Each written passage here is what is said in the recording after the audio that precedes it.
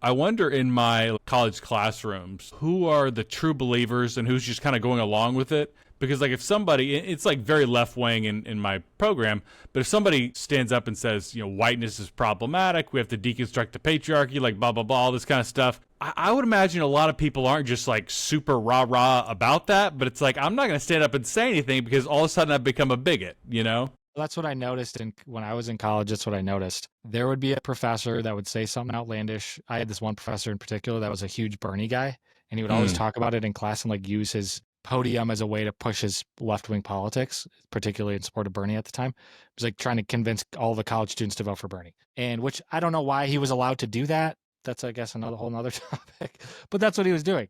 And I would always say stuff back to him, like raise my hand and like comment back, like, oh, actually, this, what you said there, that was actually not accurate. Or, oh, actually, here, like, what about this idea? And the whole room, I'd be in a class of like 100 people, whole room would be quiet. Nobody else would be chiming in. And then after the class, I would get people coming up to me and being like, actually, good, thanks for saying that. I agree with you. Like, why is nobody saying anything then? Why is it just me?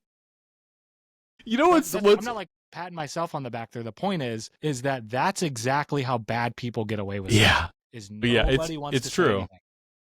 I've had classmates who will come and like anytime someone's done this, most of the time they qualify it. So they'll come up and be like, "Listen, I'm very progressive. Like I only vote Democrat. I've voted Democrat all my life." But something you said made sense.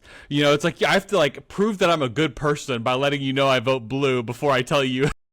There's always there's always the they got to clarify it. Yeah. It's so ridiculous. But yeah, this is how that 3% takes over. It's not that the other 97% agrees with the 3%. It's that they're just scared to do anything about it because these people are so crazy. Yeah.